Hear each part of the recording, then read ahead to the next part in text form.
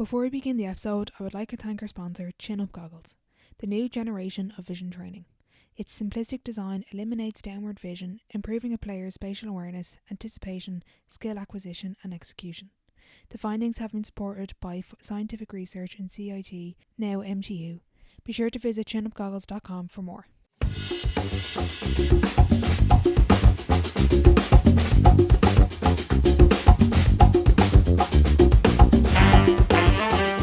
Welcome back to the Sideline Live podcast. You can follow us over on Twitter and Instagram at the Sideline Live. We'd love to hear from you. Welcome to the first ever episode of the Sideline Live coaching series with Inter-County Manager Davy Burke. I'd just like to note that this interview was recorded a number of weeks before stepping down as Wicklow Manager. In this episode we discuss individual performance, success, infants of basketball and so much more. I hope you enjoy. Hi Davy, thanks a million for coming on the podcast. No bother on it. Cheers. Before we get into the coaching side of things, we were talking about it there. You played underage football for Kildare and then you tore your cruciate at 14 and kind of as the start of a roller coaster really of injuries. Would you mind taking us through a little bit of that? I would have torn my cruciate very, very young. I was in a club session and I remember just going down on the ball. One of my best friends actually was competing for the ball with me. He came across me and the knee stuck and didn't turn. The boots didn't turn, unfortunately, and the knee turned, and that was the end of that. It was a long time. It's 18 years ago now, give or take, and I would have been. It was different times with as regards technology. So when we went to hospital, etc., X-rayed. Wouldn't have been a scan job back then. It was X-rayed, so the broken kneecap as well. So I was put in a cast, etc. 12, 14 weeks later, all good to go. And your first day back in the training field, I wasn't good to go at all because my cruciate had been torn and we hadn't scanned it. So we'd only done an X-ray, so they spotted the break, but they never spotted the ligament damage. So obviously then I went back out, and the first time I tried to go off a straight line, I did a lot of damage to my knee, MCL, ACL. I actually have a plastic kneecap now. I shattered my whole knee, to be honest. Jesus. And really, that was the end. Now, as I said to lots of people previously, I've no great loss to the playing fraternity, but still, I would have liked to go on another while, and a bit more left in me. But so that was really that. Like previous to that, I broke ankles, arms, fingers, you name it. I did collarbones, So I'm well versed in generally in that area. Yeah. So it drove you into coaching. I was interested to hear you got involved in Féile teams and then you took the ladies senior job at 18 years of age. What was that like? I did. And I was a local club. I have to give a big shout out to Maria Fallon, who's still to this day the ladies' chairman. I seen her on the sideline last night, 18 years later, and she was a long time before that. She's 20 odd years done in County, which is in Leeds, there, my home club there. So Maria, in fairness, Maria took a chance on me, and look, it was me. My father would have been heavily involved. My mother and father would have founded the ladies section of our club, except so it wouldn't have came out of that blue. But at 18, it was not a risk, but it was definitely it was definitely a chance. Probably Maria took on me, and now it turned out we were very successful. We kind of won our first ever senior championship league. We done very well. Now I was very, very lucky with the players of the caliber we had too, and Aisling Jennings and Anya Gately and Deirdre Gately, like they're generational players. They don't come around. All stars you're talking about in a club team. So very, very lucky to have them. So that's where I started, and ultimately I've moved on a good bit since then. Yeah. What was it like for the players when they rocked up to training and there was an 18-year-old as the manager? Yeah. And the mad thing is, obviously I would have been very close because I would have known everyone, and as I said, Dad would have previously managed them or whoever, and all I would have been always been around. And Mother was ladies chairperson herself for a number of years, so I wasn't exactly a stranger. But I'd say the dynamics of having an 18 or 19-year-old over you is obviously weird. For like, there was women on that team aged 32, 33 to 17, and everything in between. And actually, my own wife would have been in and around the panel. She wasn't my wife at the time, obviously, but she was my partner or whatever, girlfriend at the time. And she was in and around the panel, and that was her last ever day the day I took the job because she couldn't work with me. So that'll tell you that. But yeah, look, I have to give credit to Deirdre Gately's, Emma McCartney's, Siobhan Glennon's. There was 5 or 6 elder women on that team who all would have came through Kildare. My dad would have managed to play a senior lady, so they all would have had him for a long time. And I have to they ran it for me because ultimately I wasn't ready. Let's be honest about it. I wasn't ready to be a senior manager. I probably was a decent coach. And all that. And in fairness, that's probably more what I done. I have to give credit to the girls. They probably managed it, looking back on it, really. Yeah. I don't know, the coaching would have set them up, etc., etc. But in fairness to them girls, there was no message, nothing went on whatsoever that they didn't know about, they didn't run. And it probably only taken me 10 years to really understand what they were doing, you know. And one other thing on that, for any young coaches or whatever out there, particularly get in the ladies' game or anything like that, Maria Fallon, the chairperson, was telling me, I never understand this as a confident 18-year-old, and I never got it. But Maria didn't miss one session, one game, one meeting, one anything, right? The whole time, and I was there 3 years or something like that. Right? And I never got my head around why. I couldn't understand. I was like, and it was nearly a stage where she ever feck off, you know. And right, but right again, 5, 6, 7, 8, 10 years later, I now copped it, and she's actually the mother of one of my best friends, and. Good chat with her there one night. And in fairness to her, David, I wasn't there for any other reason other than to protect you. Because when you are so young, you're 18, you think you can walk on water, you can think everything. Going into a female dressing room with a lot of strong personalities, a lot of young girls as well who are vulnerable, etc., etc. There's all sorts of different scenarios that may crop up, you know. But I never understood this until. Now, literally, you're talking the last couple of years. I had a great chat with Maria, and she goes, I was there for one reason, and that was to protect you and make sure everything went to plan. And essentially, I learned a huge amount off that, you know. Totally. She kind of sounds like a mentor, really, at the time as well. Was there anyone in particular you could kind of bounce ideas off or take inspiration from at that point? Well, yeah, absolutely, Maria would have been. But I suppose my dad would have been the one I would have taken most of, well, to be honest, all of my coaching ideas, management experience from. He had passed just before that, so obviously I couldn't bounce ideas off him at the time. But yeah, so would have got a good bit. And in fairness, he was quite successful coach himself. So he you know, I would have got a fair greeting. I was, you know, running on the curl when I was 4, just following lads, you know, following teams and, you know, getting piggybacks and collecting balls. And I would have been with good teams in St. David's and Artane, a very, very good football school. And I would have been 2 good teams with my dad. I would have seen a lot. So I would have picked up bits and pieces along the way. And as I said, no matter really how my playing career would have went, I probably always would have headed this way at some stage, you know, 18, 19, 20. I just didn't think I'd go at 15, 16. Yeah, I know what you mean. You were then involved with the Kildare minor ladies team, and you moved on to Dublin senior ladies, where you were a selector with Greg McGonigal. Talk us through that experience with Dublin. I know at the time, 2014, 2015, they fell short to Cork. But that obviously huge learning in being involved in those teams. Yeah, absolutely. Yeah. The Dublin experience, it's absolutely, there's no doubt about it. It's the most experience I picked up in my career to date. Was working with that bunch of girls and the management team. Wow. First of all, just with Greg, I picked up a huge amount of Greg. Greg he's still going, an excellent coach. Really, really good coach, good tactician, well able to set a team up.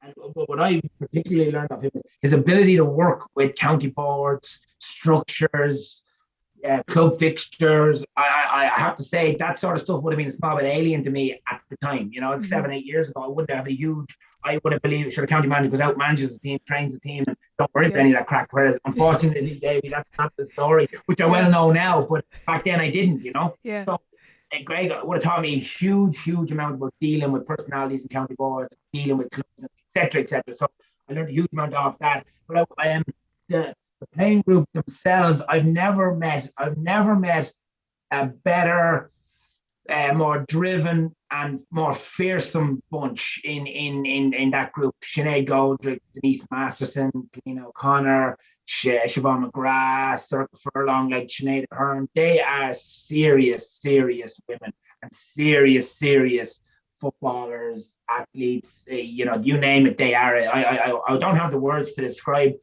My admiration for them will never change, it'll never wane. You know, it's unbelievable what I think of them women and what they taught me. And don't get me wrong, I'd like to think I contributed as well. But I would have learned a huge amount of them. And one little story, and I won't name any names. Just so that again, I took a huge amount out of. We were playing a challenge game in Belfast, played Donegal in Belfast, and we were on the bus home. The usual crack, stopped in one of the apple greens on the way home, and a seriously experienced team. And obviously there was 3 or 4, probably just out minor, or could have been minor at the time. I'm not fully sure. Now have gone on to be very, very successful and continue to be very successful players at the minute. But so say with 35 traveling with us, whatever, and girls are going in, maybe getting a wrap, or maybe getting a wee bar, or whatever the crack is, bottle of water, whatever it might be. And one girl anyway decided to go over to Burger King.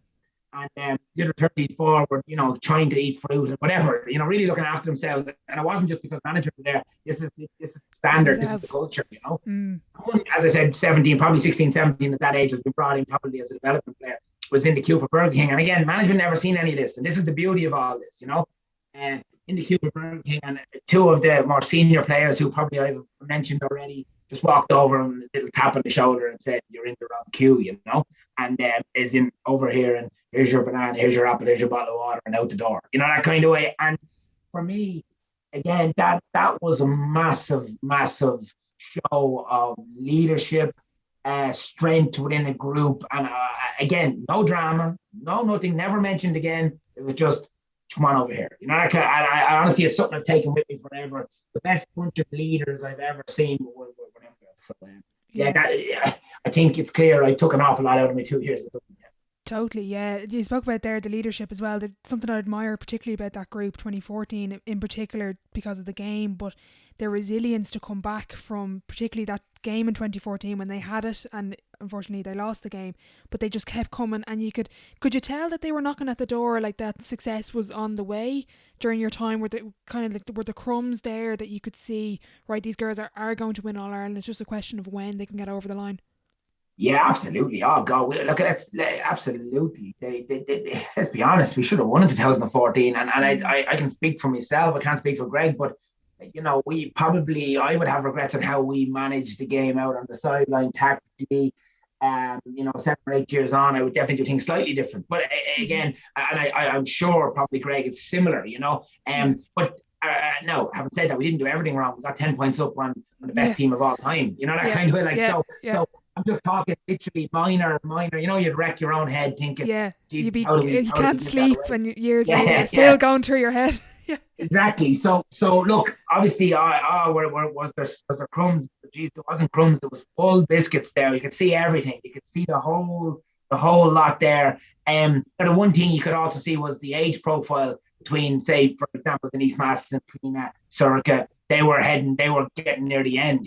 So it was a case of could we get it together in order to keep them key leaders on the field, because when you're playing the Corks, it is what back then, geez, you need them on the field. There's no 2 ways about it, So totally. You could see it all the time, and a huge disappointment.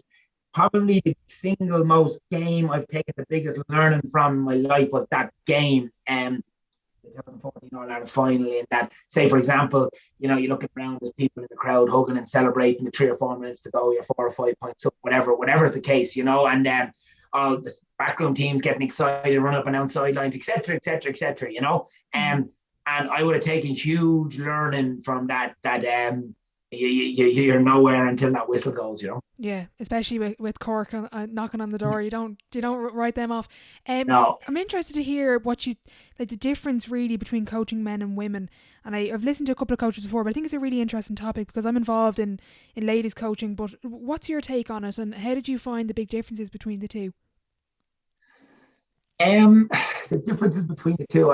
First of all, I actually really enjoyed both of them. Hugely enjoyed both of them. I find maybe I would have began mostly with women at a serious level. Anyway, underage would have been more boys, but I at a serious level would be women. And I find with women, they're seriously diligent. Seriously, they will do and carry out your instruction or their instruction to the letter of the law. And if at training, if you're coaching them, they will be like stuck to you. They will watch every word, hang on every word, and do their absolute best to implement it. I find that with women across the board, they do exactly as instructed or whatever it may be. And they're very, very enjoyable as well. Another thing with women is the crack you have at ladies' teams is so it's unbelievable. It really is. Yeah. And a lot of my friends and a lot of lads out there who've never been involved probably wouldn't get it. They've all been in male-dominated dressing rooms, etc. they cut the back off you, some of these girls. You know that kind of, and Yeah. that's what I'm involved with it for that reason. Men, women, everything is the enjoyment. You know that kind of way. So Totally. we spend long enough at it that there needs to be a joy in it too. Like so, so I find that part of women, and then with men, it's probably. Particularly as you go through the ranks, you notice the athleticism, you notice the physicality. Obviously at senior and the county level, even the high senior club level, they're obviously very attentive, very they apply themselves. Everything along those lines. It's not a huge difference. The huge difference is the physicality, the athleticism, the power, the hits, the collisions. That's really that's for me really is the difference, because when it comes down to it, across the board, club, inter-county, generally in the GAA, most people I've come across, you would regard them as honest enough players, be it men or women, or at any level. Generally, they're very honest. So there's absolutely no difference in that regard. Just for me, the striking difference would be the collisions. Clearly here. Mm-hmm. Yeah. Speaking about your under-20 experience with Kildare, you led them to an Ireland under-20 title in 2018. I think it was the first year it was under-20. Talk us through that experience, taking that team from the very beginning all the way to success. Like at the beginning of that year, obviously, you're going to aim high, but did you really believe that, you could compete and win the All-Ireland that year? No, probably not, to be honest with you. I'd be fairly straight now. I'm not going to tell anyone any different. We struggled. We absolutely struggled. There was no league. Let me make sure I'm right here. There was no league yet. There was no league. Literally, you're playing a couple of challenge games. As far as it was, if I remember back, I think we couldn't play challenges in mid-April. There was all sorts of mad rules in, and there was mad stuff in all there. It was a development competition, but then you're talking about one of the best forwards in the country, and Jimmy Hyland being a development competition. You sit there going, hang on here, lads. So obviously that wasn't going to work. So yeah, look, we couldn't play challenges up until I think it was mid-April, and our first round of championship might have been mid-May. So I literally got a couple of games in. I got married in early May, so we kind of had to take a week or a few days there to do that. So look, we really struggled from January, February. Would have lost a few key lads. A few lads would have opted out. Things, it wasn't looking very well. A couple of lads opted up to the J1 there. I'm going to take it. Something I'm not going to train from January, February, March, April, May before I go away to Boston or Chicago. And look, we weren't there to stand in anyone's way. At that stage, to be honest, I probably had very little, I wouldn't say credibility, but I'd say a lot of the guys are kind of like, I'm not sure we're going too far here. I'm not sure what's going to happen here. So we'll take the year while we have it. We'll be seeing footballers forever. That kind of mentality, and which is not a good mentality. Just it's not a good thing. So yeah, look, we would have lost a lot of key players. I think 4 in the start and 6. So Kildare would have won Leinster minor with that team 2 years previous, and 4 in the start and 6 forwards weren't available to us. They opted out for whatever reason, and so there was a lot of change. But ultimately we kicked off against Laois in the first round of the championship. Again, for a reason, or probably a culture reason, we didn't have our best team on the field. There was guys we had to leave out that day. Ultimately, got over the line by a point, having been 7 or 8 points down in Connacht Park, which isn't a good place to be. 7 or 8 points down at home, and it was game over. But ultimately, we pulled it out of the fire, won by a point. Travelled up to Meath, then moved on into who was that? Offaly. Yeah, so went Meath. Where do we go from there? Going back on it. Yeah, we went Carlow. Yeah, we went Carlow, Offaly, and Dublin and Leicester final. That's the route we went. And I tell you, the 2018 summer, if you remember, it was the hottest, most prolonged heat. The grass was all yellow. Yeah. Burnt. Every pitch was burnt. We played back to Cullen Park. Oh my God, you wouldn't believe it. It was like a tennis court. It was absolutely burnt to bits. And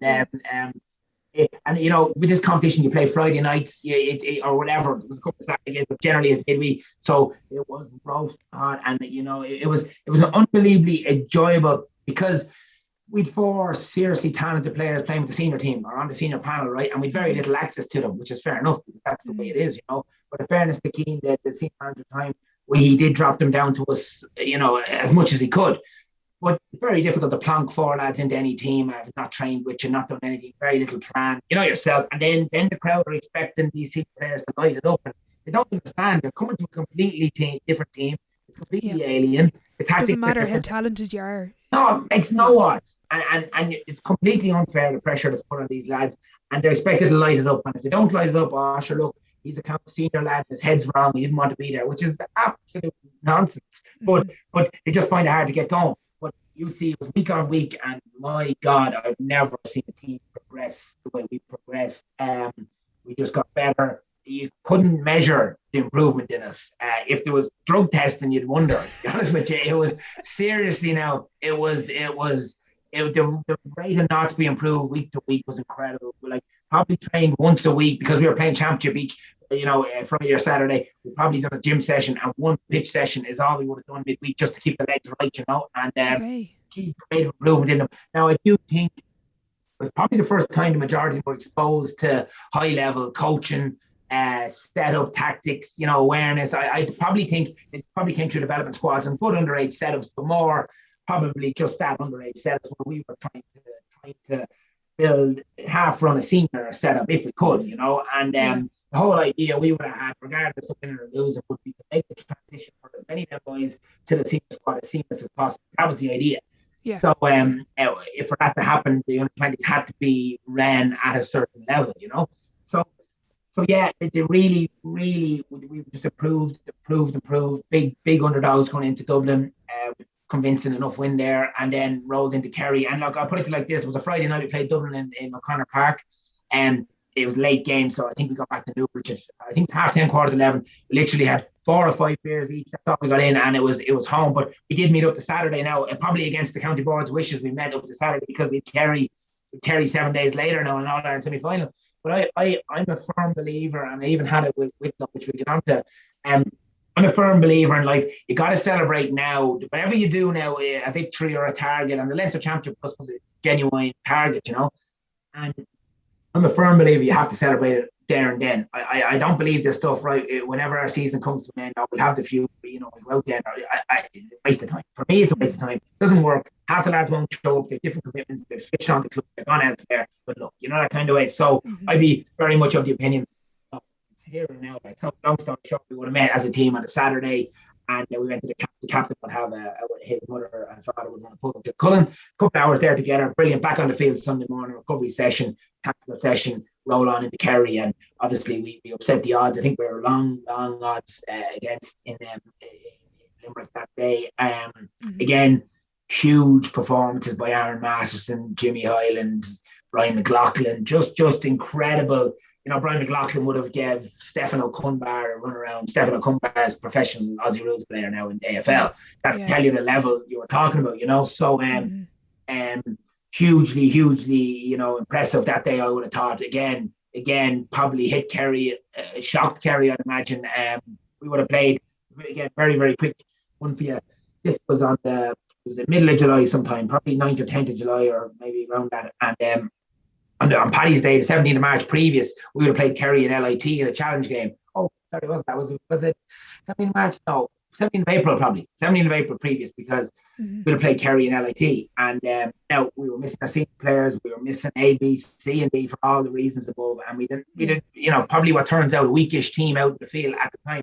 And Kerry came fairly full strength. And to be honest, I don't even know what the score for this. It could have been 6-5 to a couple of points. And obviously there was a huge learning, it was disheartening. It was extremely disappointing. It was it hurt. It really hurt. I'm not used to being involved in teams that take highs like that. I'm not used to be involved with teams that kind of we lie down and we accepted it and we bowed down to the green and gold jersey, etc. And I feel 2 years previous in minor, they got a similar hiding in an All-Ireland semi-final off that Kerry team, right? Yeah. And, it's just not how I operate. Don't get me wrong, geez, we lose games all the time, but we die on our sword. That kind of we go out fight, So, long story short, I honestly believe that game, I would have referenced that game nearly every night at video. Whenever we were doing our video work, I would have referenced back to that game. There was one clip in it, and Kerry scored a goal. They went from the full back position and scored a goal far end of the field, around 135 metres, and not one to there man put a hand on it or a glove on a Kerry top, on a Kerry jersey. Not one, the whole length of the field, and tapped the ball into the net. And I literally showed them that video for 6 months. 6 months I showed, or whatever it was, 44 months. I showed the boys that video every night and said, if any in this room think this is acceptable, how on earth do you think playing like that. Whatever your tactics are, if you have no tactics, it doesn't make any difference. The first and foremost is we got to get some form of contact on here, and so literally I'd say their heads were minced watching it. And it's not nice, when you're being called out. Well, John, what are you doing here, John? What's the story? Like, and then time and time again, you can imagine John he was fairly annoyed, yourself. But ultimately, John didn't miss another tackle. Do you know that kind of way? Like, so that and that's the way it went. So I would credit that game with really focusing me anyway on the challenge at hand. And then obviously we're looking enough to carry that day. Oh, then 3-week break. I thought it was actually quite difficult. Not gonna lie to you. Yeah. How did you approach that? Yeah, how did you approach the count? I'm always interested, particularly with an All-Ireland final.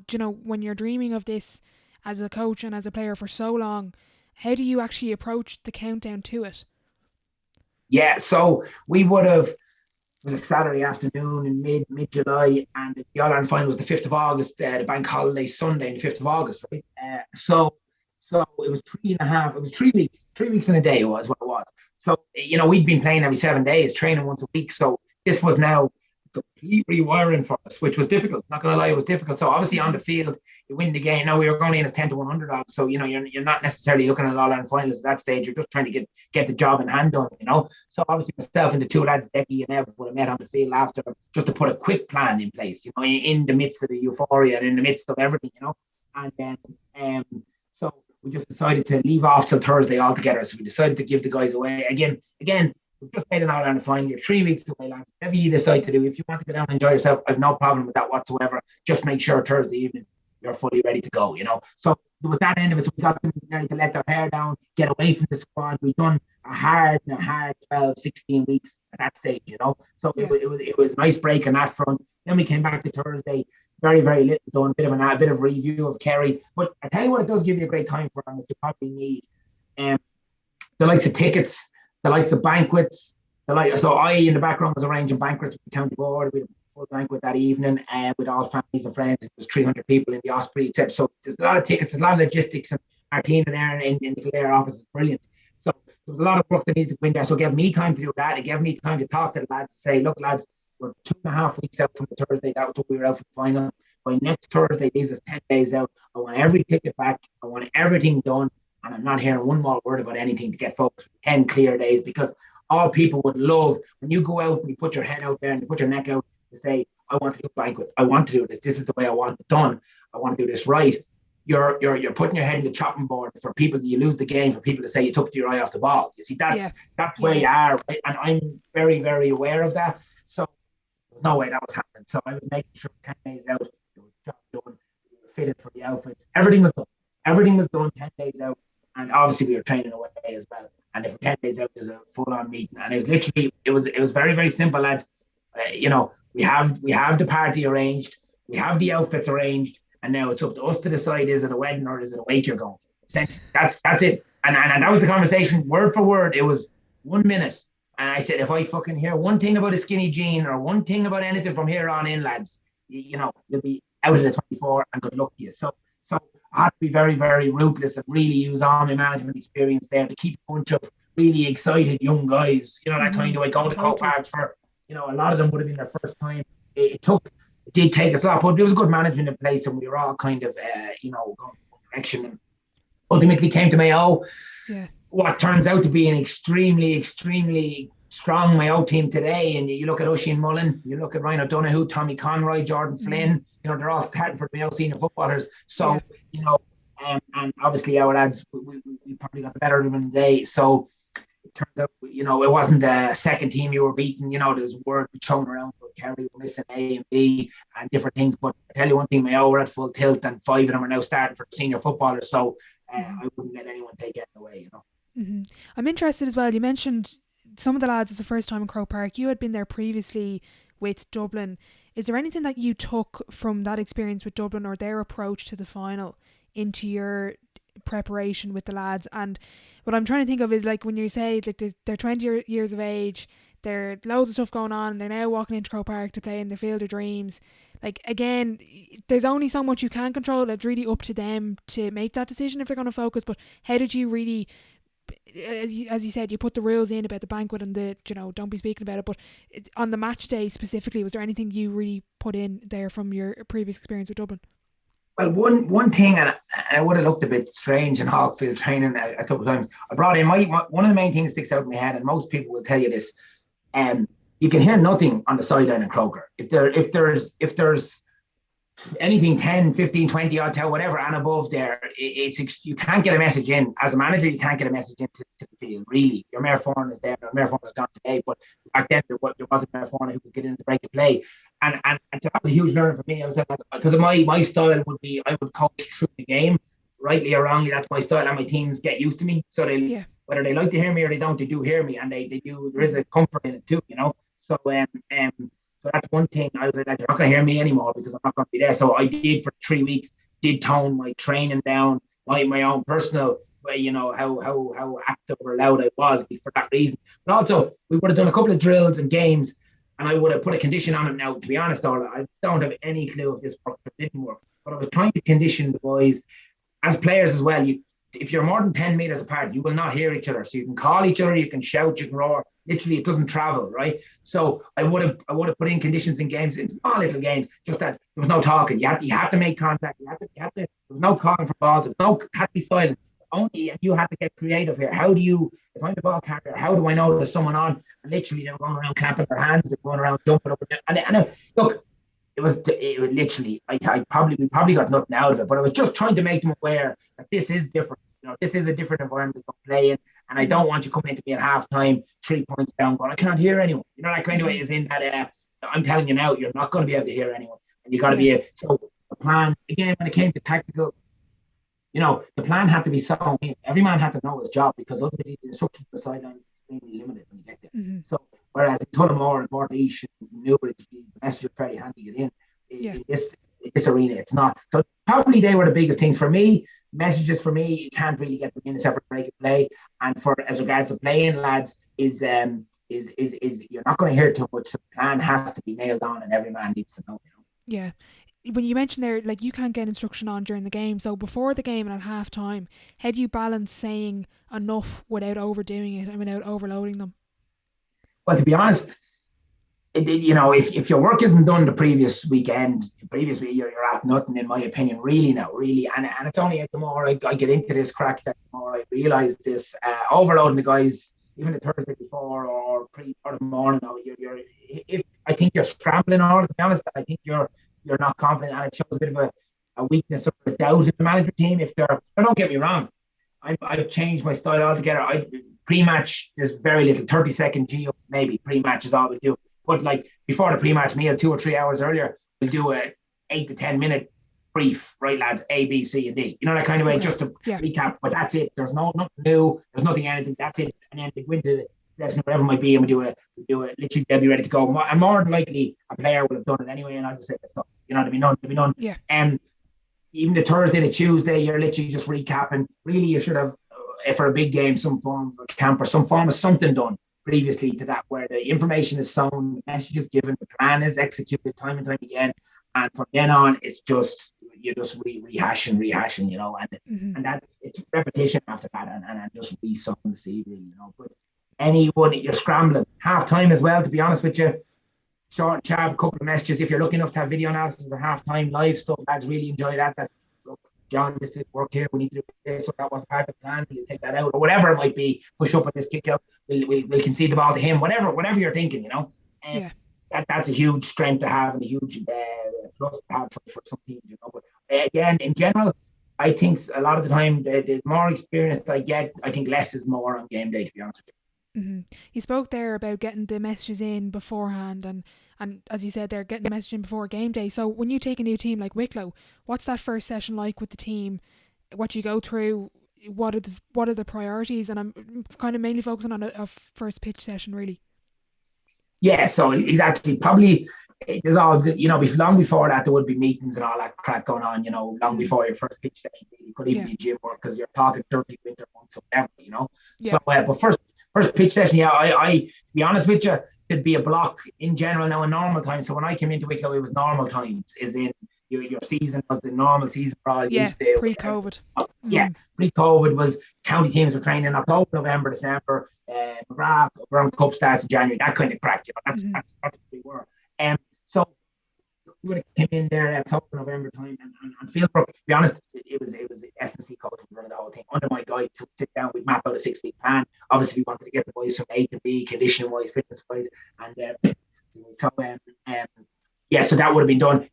My involvement, obviously, I was there. I would have been G'ing up, doing a bit of coaching, small, but relatively small, knowing full well that I want my voice to be fresh when we get into the football. So, that was the whole idea, was that the S&C coach and the other coaches kind of run the pre-season under my guidance, and once we get into football, then I'll be fresh and ready to go, And is when you're getting to know the lads, as I presume, while the S&C coach is running session, you're there, you're getting to know the lads. How do you approach sort of leadership and probably selecting captains? What's your take on leadership groups? I know that's quite popular.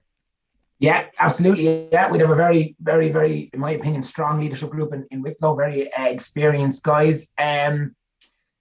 First of all, identifying them, there's only one way to identify them, and it's on the field or around the group, as in, if a fella tells you he's leader, well, he's definitely not a leader in my book, or else he's definitely not coming into my leadership group. He's going to talk to us about being a leader. I want to actually see it, So to be honest, I went into Wicklow blind, and this is no secret. I would have known one or two players, but I would have known one or two players, not 10 players. So I went into Wicklow blind, got very, very lucky. I came across two serious men in the community, Mike Hassan and Gary Jemison, and really knowledgeable Wicklow men. And Mike is a Kerry man, but Wicklow 20 years, so it was a fair handle on things, And they would have a fair handle on everything. But I like to go into teams, the same with Sarsfield's in the club team, I like to go into teams blank, to be honest with you.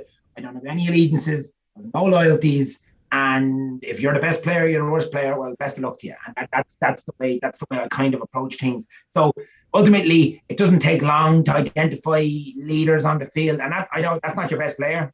It doesn't always have to be your best player. It doesn't have to be. It can be, we would have 5 guys in our leadership group. One would be 19, one would be 23, 25, and then probably 30 and 31 maybe. Something along those lines would be what we'd have.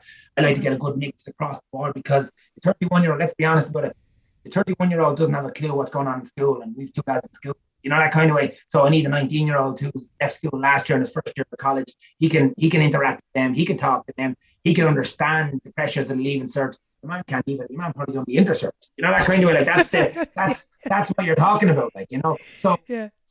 So you have to be sure you get the right blend. If everyone thinks leaders are all our old lads, all the old lads in here, they know everything because they're brilliant, and they do know a lot, and you need to get the right amount of them in. But who my team in Wicklow is no doubt the youngest inter-county team in the country. No doubt the squad is. If there was an average done, I'd have money with anyone that were the youngest team in the country.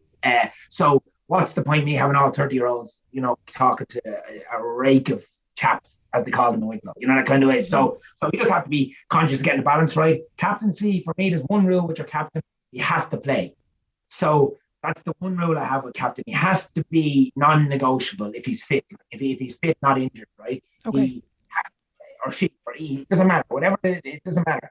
They have to be a non-negotiable player. And what I mean by that is, like, Dean Healy's our captain in Wicklow, and Dean Healy is going to play every single day that he's fit and available to play, and there's no doubt about it. And just so it's clear, there's no complacency there, there's no bias there, there's no nothing. He is just the midfielder for Wicklow senior footballers, and every day he brings the juice, and there's no left, there's no right. He's 8 out of 10 every day, and the only place he goes, some days he gets to 9. He never goes to 7, he never goes to 6, and he, in general, doesn't allow you go to 7 or go to 6, which is exactly what you want from your main man, So for me, it was a no-brainer. Dean Healy's going to play every day he's available to play, because of he's going to drive the standard every single day. I'm not going to have worries because he's going to miss training. I'm not going to have worries about attitude. I'm not going to have worries about lifestyle. I'm going to have no worries about any of this stuff. And he's going to play. Now, I'm lucky is in that he's a great leader within the squad as well. But the number one thing for captaincy, they have to be playing. For me, it's just my take. They have to be on the field. Okay. You mentioned standards there. I read in an article that with training, I don't know how true this is now, but you arrive at 6 or half 6 for a session. They do their prehab, out the field for 7:15. listened to Brian Cody speak about kind of that developing that standard with Kilkenny before, and how the lads used to arrive in 5 to 7 before training. How did you bring that in? And I suppose, was it something that was that you brought in, or was it something that the players already had? And who actually drives that culture of training's at 7:15, but the lads are there at 6? I don't think, speaking out of turn, but I don't think it was there. There was similar stuff there, but I'm not sure the same level was there.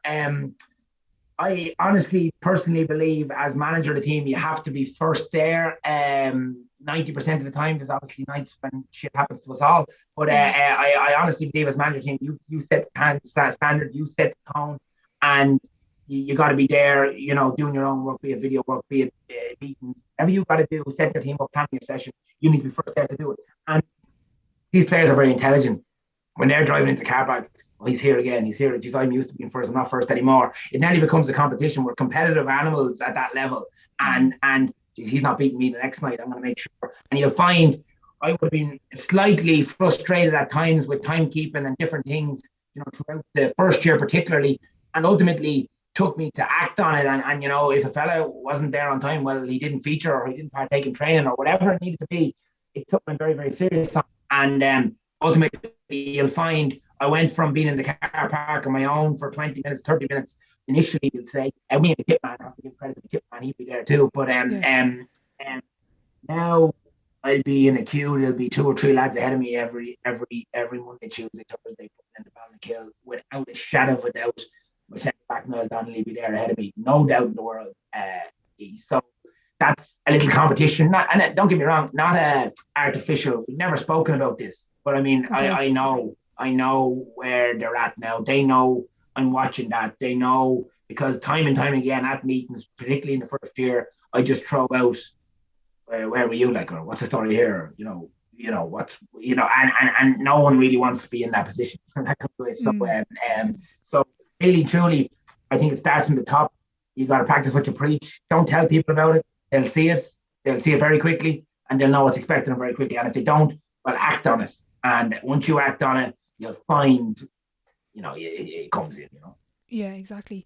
That all sounds like that's really elite, high performance environment. What's and you spoke about before, trying to balance, I know the lads are all fed and they're all home by 10 o'clock, and you've lads in Tralee or Galway in college. So how important is that standard and keeping it to a very elite level, particularly with a county like Wicklow that now they're promoted to Division 3, but when you want to compete with the big dogs, how important is that culture there? It's the only, unless someone else knows something different, in my opinion, it's the only way to improve things is to find a standard, which I believe we have, right? Find a consistent standard. It's about consistency. When I came in, again, and this isn't pops at anybody, when I came in, there were yo-yo team is in, they'd be brilliant tonight training. Tomorrow, they'd be junior club team. And I'm just there going, hang on here, lads. Don't be brilliant last night and don't be terrible tomorrow night. Meet me in the middle here and give me a 7. You just give me a 7, I can work with it. And we'll go every night at 7 or whatever it might be. And that's that. It took us a while. It took us a good while. Okay. It took us a good long time to get there. Now, honestly, I do believe we're there. I believe we found a consistency in our training. I believe we found a consistency in our play. And each night we turn up, we train hard. They're expected to meet the standards, timekeeping, prehab, analysis, whatever they need to have done, they expect to have it done. If they don't have it done, well, then they don't feature. So and again, that comes back to your number 1 or your number 35. It's across the board, So for me, the only way for the Wicklows of this world, Wexfords, Waterfords, out of the mire or whatever you want to call it, is to raise standards and make them non-negotiable, because these lads are winners. These lads want to win. These lads are competitors. And they've probably been beaten down over the years. That kind of beaten down, but strip that back. These are as good as, ability-wise, there's no doubt these guys have all the ability in the world. I've lots of footballers. We're lacking probably in size, probably lacking conditioning, probably a couple of years behind on that front, but we'll get there. The structure's in place now. We'll get there, but just not there yet. And as I said, probably a little bit demoralised, beaten down by, defeats, structures, one championship game a year, good luck, lads, see us in 12 months, that kind of stuff. Yeah. All that different stuff. So for me, strip it all back, make it an enjoyable environment. But an enjoyable environment for a competitor, in my experience, is something that challenges you. It's the only way to do it. If I'm not being challenged, I have no interest in being somewhere, to be perfectly honest with you. And if them guys aren't coming to me at the end of the week or at the end of the month and going, right, love that idea, or like, don't like that idea, can we try this? You know, they've all the brains, they're on the field, they've seen a lot more than I've done, they've acted it out. So we'd be hugely player driven in that front, open that if you have something to contribute, come with it, you know. Yeah. What are your non-negotiables then within the squad? Well, three things. The first time I ever meet anyone will be, I'm sure I get these right, is turn up on time, wear the right gear, and tackle. And that's literally it. That's all I'll ever say. Turn up on time, wear the right gear, and tackle. And like at this level, it's quite difficult not to do that. You know, that kind of put you'd be surprised, or it doesn't always happen. Right? It doesn't always happen. And look, when I talk about timekeeping, you know, I've had so many Barneys over the years with so many players. You know, when lads are caught on the N7 at Bray and they're 10 minutes late with training, that's not a problem. And he's busting his gut to get out of Grand Thornton in town there. He's, you know, quantity surveyor or whatever, project manager. He's busting his gut on a Tuesday to get down the road. He turns up 10 minutes late. Clap on the back, thanks for coming. Let's go. That's what he gets. It's the student that's lying in bed on the Saturday morning or on the Tuesday all afternoon watching Home and Away that's late for training and late for prehab. It absolutely drives me around the twist. And I can't stand for it, won't stand for it. And ultimately, it just doesn't work. So that's, you know, some people think there's obviously genuine, you know, that case of working late. Yeah. But it's just, you know, when you're available to be there, make sure you're there. And if you're told to be there at 7, be there at 10 to 7. That's just, I look, it's just one of them things I have. Yeah, it's the Coach Carter role. Have you seen that movie? Yeah. So I want to talk to you about, I'm really interested, probably nearly fascinated at this stage with the individual within the team environment. So I want to ask you a little bit about measuring individual improvement on the pitch. Do you use, you know, KPIs are a big thing, video analysis? Is that something you really use with Wicklow? Or with any of the teams you've been involved with?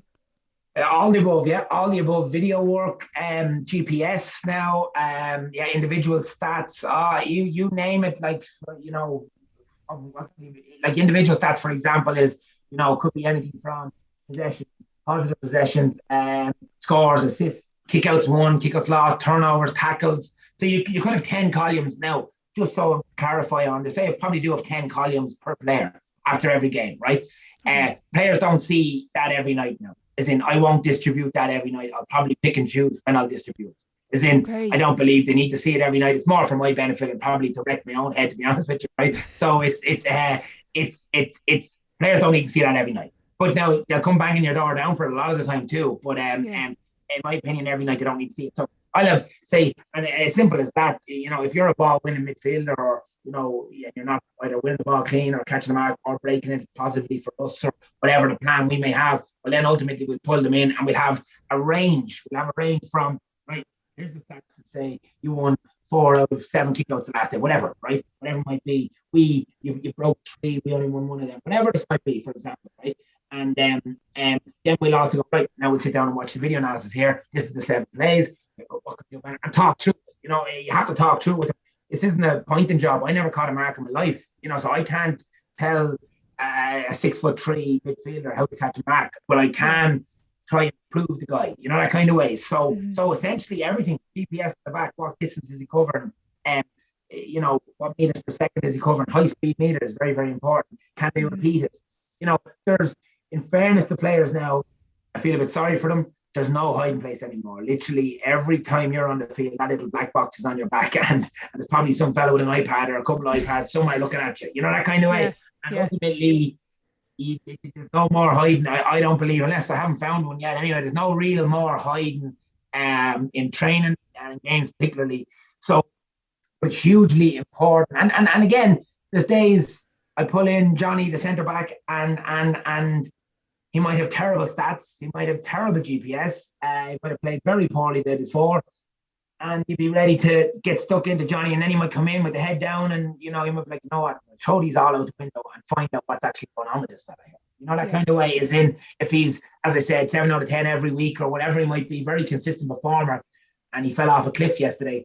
what happened? In other words, everything suggests it was just a bad game, but I would, in my experience, you could be having partner issues. It could be issues at home. It could be having a rough day at work. You just don't, or else he could have had a bad day at the office. You just don't know. But I'd like to sometimes get to the bottom of that. And I do think players appreciate that. But maybe physically show them, and you've all these pieces of paper in front of you, and it might ask everyone else to leave. Say if the stats member there or the selectors or something, in a certain case, you might say, lads, just give us 5 minutes here to everyone, because your man might feel as comfortable talking in front of 5 people as he might in front of one. That kind of way. Like so. Mm-hmm. So again, and I'd actually literally stand up, grab a piece of paper, throw it in the bin, and say, I'm not here to talk about that. I'm here to talk about you, whatever. And if there's nothing to talk about, well then, that is what it is as well. Yeah, exactly. You mentioned there, like, there's so much in the role as an intercounty manager. Are you good at delegating to the rest of the backroom staff and the management team, or do you find that very difficult? I'm not going to lie, I wasn't. I wasn't very good at it. Again, I've developed myself. I've grown. I don't know everything. Not that I ever thought I knew everything, but I've really developed on. But I will say one thing: the further I seek to go, the better people I'm meeting too, and the more qualified, experienced, knowledgeable people I'm meeting too. So I think it's a combination of that too. So probably a bit of a balance there. But yeah, as I said to you, like in previous years, I wouldn't have had the luxury to hand over 6 or 8 weeks of training just, and being static, a fan nearly, that kind of way. Like I wouldn't have had that luxury in previous years, whereas I have it now because I've got a top drawer SSE coach, team. My selector's an SSE coach / football coach. So I've all the expertise in that's needed, and I know for a fact they're going to keep it to my level. Well, and if they don't, everyone will know very quickly, and it will be kept back to the level. So I've no fears in that regard. So absolutely, today I would believe I'm a good delegator. I would like to think one thing I think on that front, it's something I'm very proud of. I've never lost a selector. So at the end of a year, no one has ever came to me to say I'm stepping aside for family reasons, work reasons, or any reason, or you've never give me any go. In general, my team stay with me and for the duration of whatever that duration could be 1 year, could be 5, whatever the duration is, my teams have tended to stay with me, which are telling me, well, I have good people with me. They're not dummies. They must feel valued here. They must feel involved here. They must. So that's something I am very proud of. I'm not going to lie to you. So yeah, I'm definitely getting better at it, and still need to do a little bit more on it. So yeah. Yeah. Aside from kind of delegating, you say you now have a larger support staff. Is there any other area you feel like you've really developed and kind of not matured, but just evolved as a coach? Yeah, I'm not as excitable as I used to be. I used to be very excitable, probably is the word on the line. I used to get involved in every decision. And, it's too many. There's too many to be at that crack, to be honest with you, right? So I know, don't get me wrong, I still get involved, but not half as much, And so yeah, I tend to sit back a little bit more. As regards, that's probably experience, to be honest with you. Probably seen a bit more now and probably can read the game a bit better and understand where things are heading, and even momentum flows and ups, peaks and troughs, etc. You probably have a fair idea, right? We're under the cosh here, or we need a bit of energy here, whatever it might be. So that's one thing I've hugely improved, and I think myself personally, someone else might say different. I do think as regards, setting up a team tactically, I've learned a huge amount of people I've brought in. I've learned a huge amount. I tell you where is an excellent area for me that I found. Sigerson football. I don't think there's a better place to learn your trade than there, in that it's a serious level of football. You've probably got 10 on each team, probably 20 intercount players on the field, 10 and 10 or whatever it might be, all coming from different backgrounds, all come from different parts of the country. And I remember when I was working a couple of years ago, I knew the likes of Niall O'Donnell now, who's nailed on Donegal centre forward now. We would have Jimmy Hyland inside. We had Daniel Flynn. We would have had it was Ethan Devine wing forward for Meath. Proper James Kelly from Laois. Proper senior intercounty footballers now, right? And you've got access to them, and they've access to you. And I'd be picking their brains, like, lads, what are you doing in this scenario? How do we set up here? What are you doing? And this is what I would like to do. What are you doing different? And probably meet in the middle somewhere, or take a bit what they're doing in Donegal, take a bit of what we're doing in Kildare or Wicklow or wherever you are, and marry it, and you tend to come out with something good, that kind of way. And for me, a huge thing that I probably learned just better at taking information in, growing, trying to soak, be a bit of a sponge. Now I always was a bit of a sponge in that you could have found me at any course. It was one disappointing thing over the years. The GEA the coaching structures, for example, the coach education structures is quite poor. It's quite limited. There's not to go. You do your foundation, which I think I was the youngest in the history of the country to do it at 15, 16. You do your foundation, you do your level 1 and do your level 2 and you're done, and that's it, job done. So I moved into the IRFU, FAI, anywhere to get education, to get coaching courses, to get, just get a background in this stuff, So that's one thing I definitely think I'm constantly open to learning. So I'd probably say, in a very long-winded way to answer the question, a bit of a sponge in that I probably improved that I'd soak anything up off anybody. Yeah. I'll take something out of them, or else I'll take something out of them that I definitely won't do. But I'll definitely take something out of it, that kind of way. So that's definitely something, and probably not half as excited with. Yeah. And I'm interested, you mentioned before, when you watch other teams play, you like, for example, Dublin Mayo are coming up. When you're watching that match, what are you watching out for? What are you looking for? As you say, you're a sponge. I'm just interested from a manager's point of view. I know you're going to obviously be watching the play, but are you watching the managers? Are you watching how they approach substitutions, or let's say if there's going to be a sin bin or black card or early goal or something out of the blue, how they deal with chaos, really?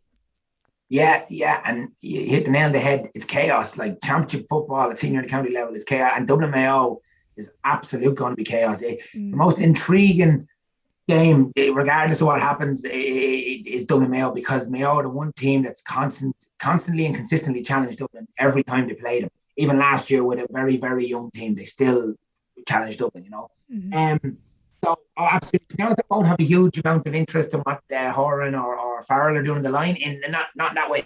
I will have an interest in what happens by the substitutions, etc. on the field. But I'll be honest, I'll be watching the game. I'll be watching. Might make sense a lot. I watch the kind of the far side of the field a little bit. If the ball's up at the 10, we'll say I'll be watching the 12 and the 7 to see what's happening out there. Presses on kickouts. You see Kildare last weekend decided to concede for 70 odd minutes and kept them defensively sound, but probably can you win the game from doing that for 70 minutes? That's, there's a question. Probably can't. Mayo absolutely won't play like that. They'll go man to man. They'll get in Dublin's face. Like, I want to see the contrast. They'll probably concede a couple of goals as a result of that. Kildare didn't concede a goal, never looked like conceding a goal because they had the D blocked. Mayo will concede a couple of goals, no doubt. Mayo will, but they will score a couple, that kind of way. Yeah, and they'll turn Dublin over higher up the field. And for me, that's what it's all about. I want to see their setups. I want to see the press and the kick out. I want to see the big Dublin half. I want to see Howard, Fenton, McCarthy, and probably McMahon get in the block of 4 across the middle when the big press comes on from Dublin onto Henley. And how does he cope with it? How does he get out? Because every team now has some form of press. Some of them are better than others. Obviously, a better coach, better practice. But for me, next year and this year with different teams, when I come up against this, Henley knows what's coming. Mayo know what's coming. And what's the plan? Is there something I can rob off Mayo? Is there something I can get out of it? That kind of way. So that's, and vice versa. Is there something I can get out of Dublin? Is there something, I'm not sure I'm going to have the players of the level to hold the ball at senior and the county level for 4 minutes. People underestimate. It might be boring. It might be negative. It might be everything else. But the ability and the athleticism and the brain to be able to do that at this level is absolutely incredible. Now, will they do it against Dublin? Will Mayo allow that happen? I don't know, but I think Dublin will try it. I absolutely do think Dublin, they seem to be trying to tire you out, wear you down. As we all know, it's far tougher to defend than it is to attack. You have the ball, generally you'll see that spark. You're defending and you're drifting, your legs become very heavy very quickly. And Dublin will do that to teams time and time again now. And that's why they're not scoring. That's why they're not beating Wexford by 20 points. It's why they're not beating Meath and Kildare by 20 points. They've changed their game. They're a controlled team now. They mind the ball for 3 and 4 minutes, look for a defender who's making a mistake, bang, try to pass. That's essentially what they're trying to do now. And so I'll be literally trying to pick pieces off everything. And I'll just so I'm clear on what I said about the management, the time of the subs will all be registered with me, and the impact of the subs will all be registered with me. But as guys actually watching themselves, it wouldn't bother me. Yeah, you've more interest in the game. You spoke a lot there about Yeah. kind of tactics and stuff. I know you Darren McGovern was involved with Wicklow this year. What was the thinking with that? What was his role in the team? Yeah, Darren, yeah, you've your work done anyway. Yeah, yeah.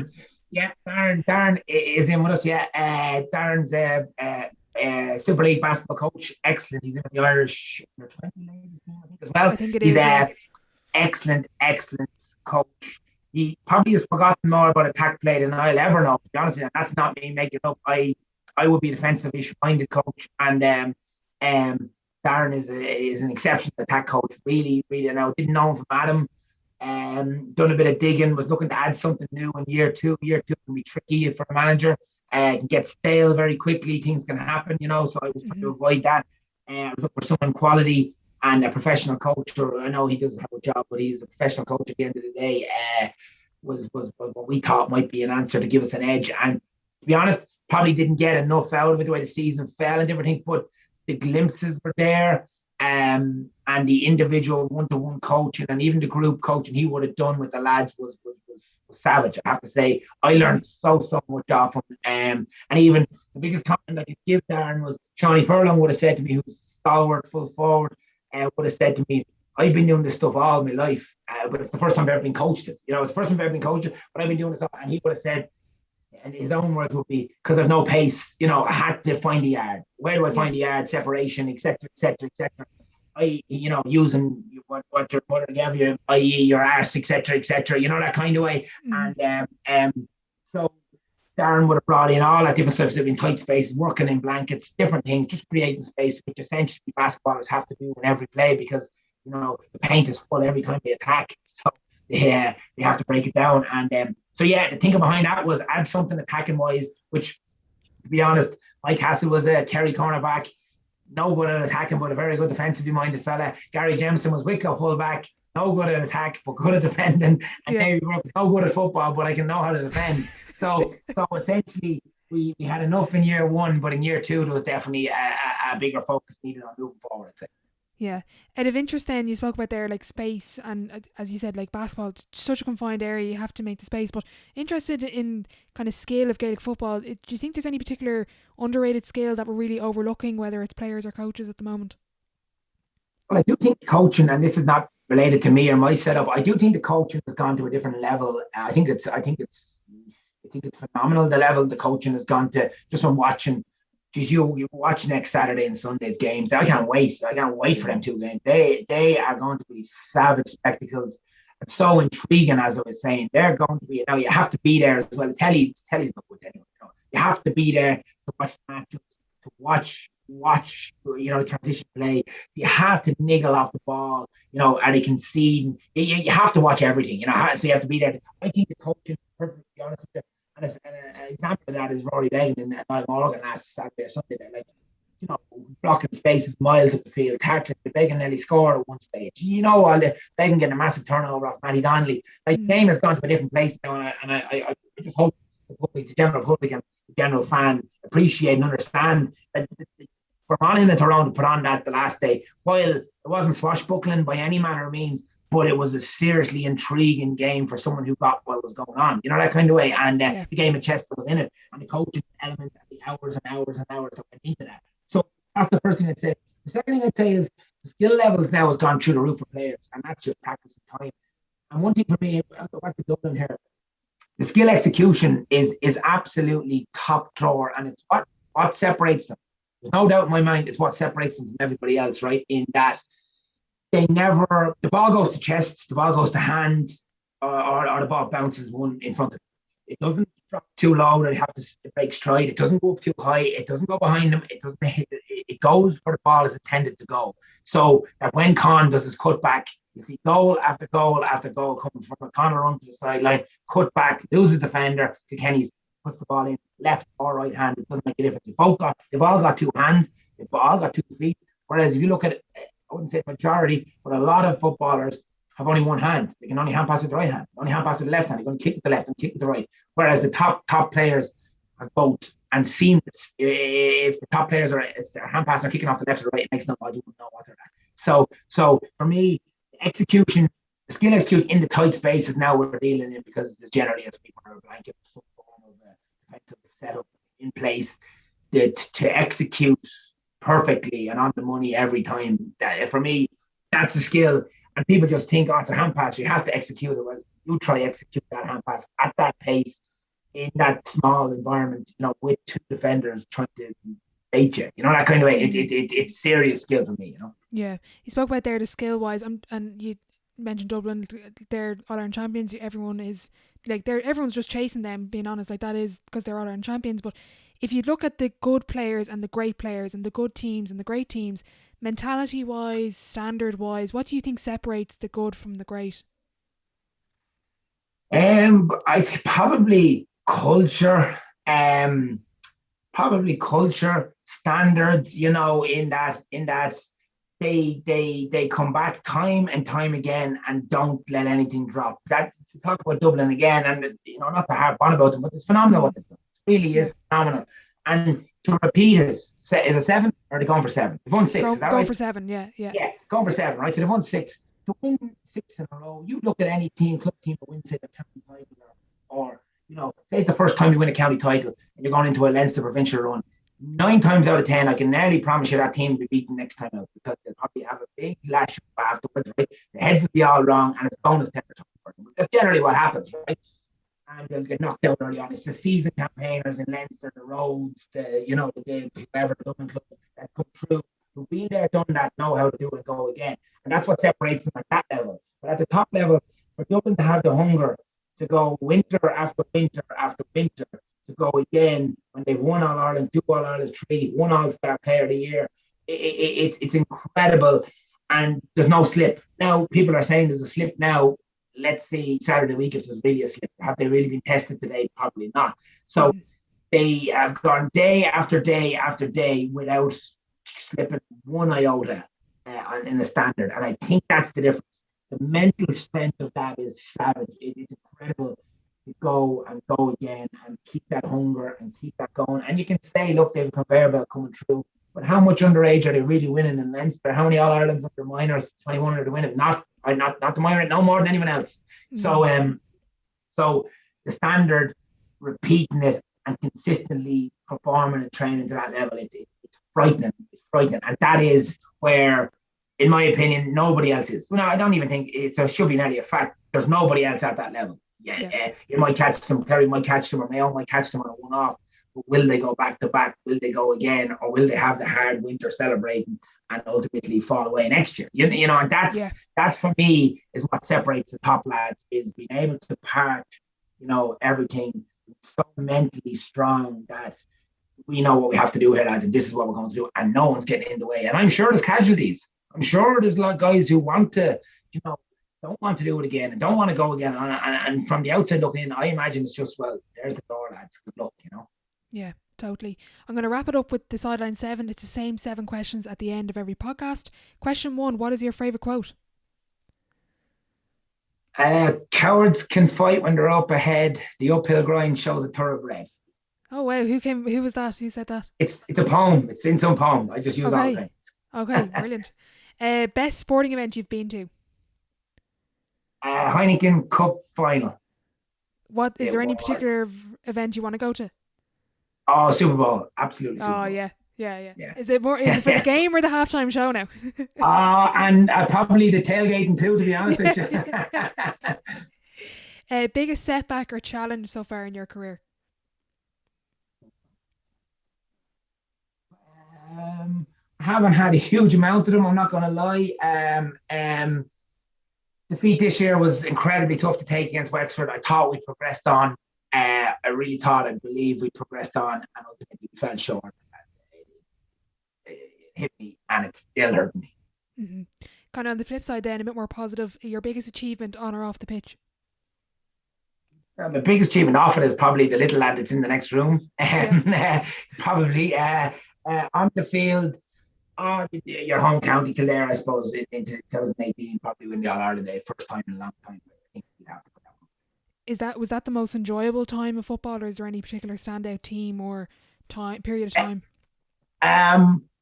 the Dublin ladies are hard bet, very hard bet for all the reasons I outlined earlier, and very, very hard bet. But I have to say, I tend to enjoy my football. Like, I speak about characters. Jesus, the Wicklow dressing room with some characters. I have to say, I tend to enjoy it, my football, because to be honest, I wouldn't do it if I didn't, and I wouldn't hang around if I didn't enjoy it either. So something enjoyable across the board, really. Yeah. Advice to your 18-year-old self. Maybe you don't know everything, and try look around to get better people involved with you, something like that. Yeah. Dream dinner guest and why? Oh, this is a weird one now, and I have this conversation with my wife all the time. I'd love to meet Ryan Tuberty for a dinner at a point, maybe. Okay. I don't know, and he probably comes across as no interest in sport and no interest in it, so we mightn't get on at all. Yeah. But there's something about him, something about Tuberty. I'd love to sit down and chew the fat with him. Yeah. Is there anything in particular you want to ask him about? No, not really. I find him very interesting character. And again, he's probably polar opposite to me. So I just think I'd love to rack his brains. He's an extremely intelligent fella, extremely interested in American politics and stuff. And I'd like to just have a chat with him, to be honest with you. Yeah. A final question before I let you go. If your life was a book, what chapter would this be called? Oh, we're midway through, I'd imagine. So, what chapter would it be called? Jesus, what chapter would it be called? Very, very tough question. What's it called? Mid-div and creep, we'll say. It's a horse racing term. I'm in the middle, and I have an eye on moving forward. Brilliant. Look, Davy, thanks so much for your time. I just want to wish you the very best of luck next year and beyond. And yeah, just thanks a million again for coming on. No problem. All that was great. Thanks very much for that. A massive thank you to Davy for joining me today. I thoroughly enjoyed our chat and I hope you got something from it. I just want to wish him the very best of luck moving forward. If you did enjoy the episode, I'd really appreciate if you could leave a rating and a review over on Apple Podcasts, as it does help the show grow. And don't forget to check out the brand new website, thesidelinelive.com, for more. Be sure to tune in next week for a second edition of the coaching series. Thanks for listening, and I'll catch you next week.